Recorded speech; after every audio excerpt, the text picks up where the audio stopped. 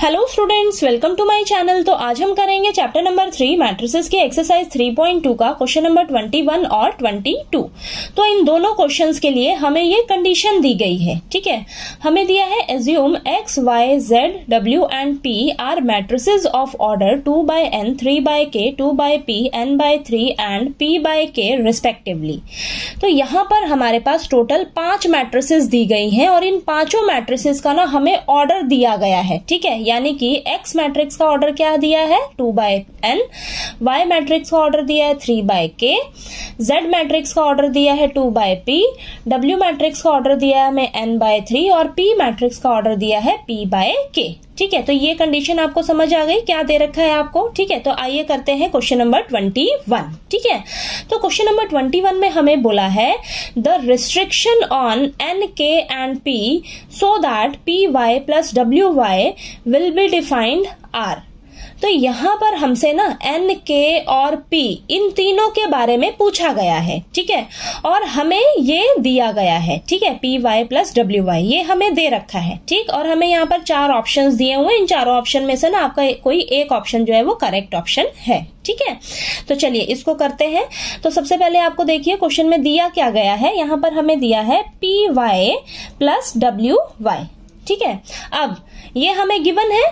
अब हम क्या करेंगे, इसे ही थोड़ा सा सिंप्लीफाई करेंगे और यहां से समझेंगे, ठीक है। और यहीं से हमें इन चारों ऑप्शन में से कोई एक ऑप्शन जो है वो करेक्ट है, वो हमें यहां से पता लगेगा, ठीक है। अब देखिए, तो आपकी जो ये P मैट्रिक्स है, ये देखिए कितने ऑर्डर की है, P by K ऑर्डर की है, ठीक है। तो इसको हम ऐसे लिख सकते हैं, ये आपकी P by K ऑर्डर की है। अब Y मैट्रिक्स आपकी देखिए कितने बाय कितने ऑर्डर की है, 3 by K ऑर्डर की है, ठीक है। तो इसको हम ऐसे लिख सकते हैं 3 by K, ठीक है। इतना क्लियर हुआ। इन दोनों मैट्रिसेस में बीच में मल्टीप्लाई का रिलेशन है, ठीक है। अब प्लस W मैट्रिक्स, आपकी जो W मैट्रिक्स है देखिए कितने ऑर्डर की है, ये n by 3 ऑर्डर की है, ठीक है। और नेक्स्ट Y मैट्रिक्स आपकी कितने ऑर्डर की है, 3 by K ऑर्डर की है, ठीक है। ये चीज क्लियर हुआ, ठीक है। तो यहां पर हमने इनका ऑर्डर लिख लिया है, ठीक है। अब P और Y ये जो दोनों मैट्रिक्स हैं, अब दो मैट्रिसेस के बीच में मल्टीप्लिकेशन का साइन है, ठीक है। तो अब जो दो मैट्रिक्स होती हैं उनका मल्टीप्लिकेशन कब होता है, दो मैट्रिसेस का मल्टीप्लिकेशन कब पॉसिबल होता है, जब पहली मैट्रिक्स का नंबर ऑफ कॉलम दूसरी मैट्रिक्स के नंबर ऑफ रोज के इक्वल होता है, ठीक है। इसका नंबर ऑफ कॉलम इसके नंबर ऑफ रोज के अगर इक्वल होता है तभी हमारा दो मैट्रिसेस का मल्टीप्लिकेशन जो है वो एग्जिस्ट करता है, ठीक है। तो यहां पर देखिए आपकी जो P मैट्रिक्स है और जो Y मैट्रिक्स है, इनका मल्टीप्लिकेशन तभी हो पा रहा है जब इसका नंबर ऑफ कॉलम जो है वो इसके नंबर ऑफ रो के इक्वल होगा, ठीक है। इक्वल है तभी इनका मल्टीप्लिकेशन पॉसिबल हो पा रहा है, ठीक है। तो यहां से हमें क्या क्लियर पता लग रहा है कि हमारा जो K है वो किसके इक्वल होगा, 3 के इक्वल होगा, ठीक है। तो यहां से आपको एक चीज तो क्लियर हो गई कि आपका जो K है वो किसके इक्वल होगा, 3 के इक्वल होगा। तो हमें यहां से K की वैल्यू पता लग गई, K इज इक्वल टू 3, ठीक है।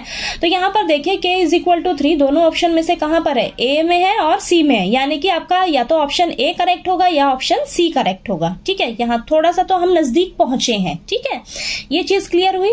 अब देखिए, अब इसको हम और थोड़ा सा सिंप्लीफाई करके लिखते हैं। देखिए अब इन दोनों मैट्रिसेस का जो मल्टीप्लिकेशन है, अगर इन दोनों मैट्रिसेस को हम मल्टीप्लाई करें तो हमें रिजल्ट में कितने बाय कितने ऑर्डर की मैट्रिक्स मिलेगी, ठीक है। तो यहां पर लिखते हैं P Y मैट्रिक्स, ठीक है। तो हमें जो अब मैट्रिक्स मिलेगी ये कितने ऑर्डर की मिलेगी, आपके पास ये क्या यहाँ पर बचा है P और ये K। तो हमारे पास जो मैट्रिक्स आएगी वो P by K ऑर्डर की आएगी। ये चीज क्लियर हुई, P by K ऑर्डर की मैट्रिक्स हमें मिलेगी, ठीक है। सेम इसी तरह हम इधर इन दोनों को भी मल्टीप्लाई करेंगे तो ये W Y मैट्रिक्स कितने ऑर्डर की मिलेगी, हमें N by K ऑर्डर की मिलेगी। ये चीज क्लियर हुई, यहां पर ये N by K ऑर्डर की मैट्रिक्स हमें ये मिलेगी, ठीक है। अब देखिए, अब इन दो मैट्रिक्स में बीच में कौन सा रिलेशन है, प्लस का। यानी कि दो मैट्रिसेस कब ऐड होती हैं, ठीक है।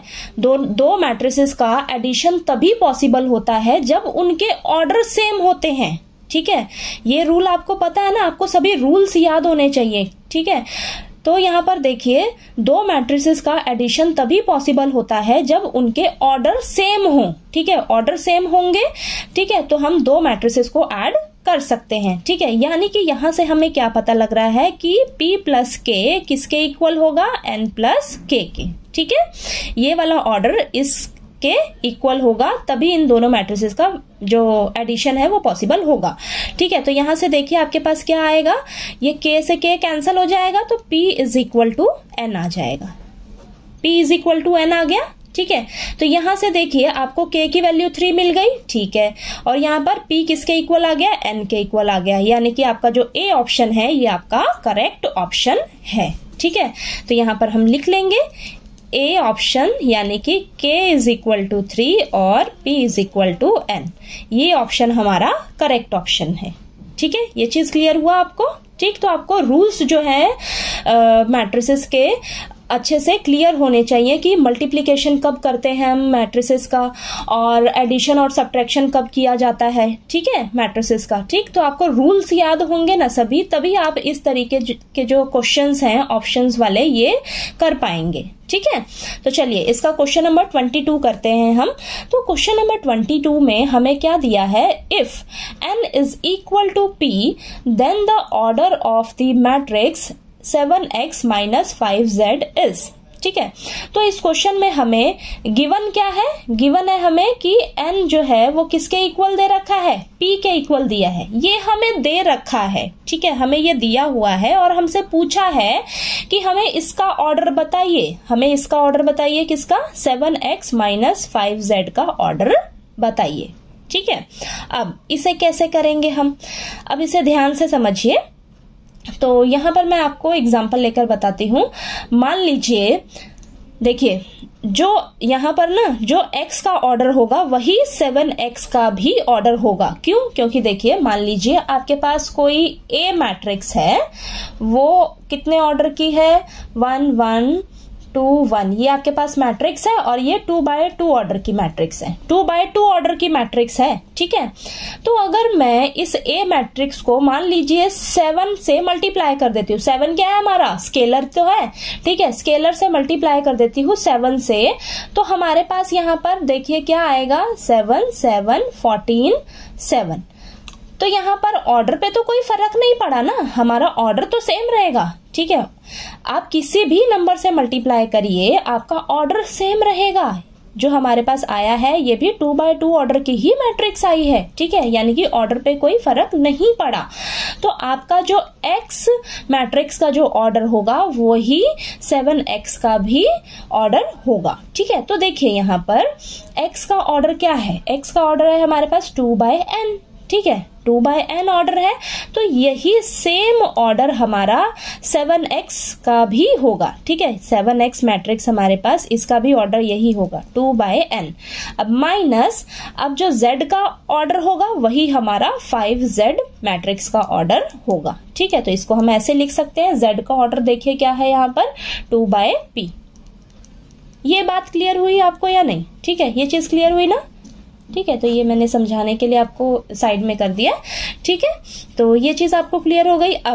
अब यहाँ पर ध्यान से समझिए, ये आपकी एक मैट्रिक्स है, ये आपकी एक मैट्रिक्स है, ठीक है। इन दोनों मैट्रिसेस के बीच में क्या साइन है, माइनस का साइन है, यानी कि दो मैट्रिसेस के बीच में सब्ट्रैक्शन का साइन है। अब दो मैट्रिक्स जो है सब्ट्रैक्ट तभी हो सकती हैं जब उन दोनों मैट्रिसेस का ऑर्डर जो है वो सेम होगा, ठीक है। चाहे एडिशन की बात कर लीजिए चाहे सब्ट्रैक्शन की बात कर लीजिए, तो एडिशन या सब्ट्रैक्शन तभी हो सकता है मैट्रिसेस का जब उनका जो ऑर्डर है वो सेम होगा, ठीक है। ऑर्डर सेम होगा तभी आप दो मैट्रिसेस को आपस में सब्ट्रैक्ट कर सकते हो। तो यहां से हमें क्या पता लग रहा है, जो 2 बाय n है ये किसके इक्वल होगा, हमारा 2 बाय p के, ठीक है। ऑर्डर सेम होगा तभी हम इन दोनों मैट्रिसेस को माइनस कर सकते हैं, ठीक है।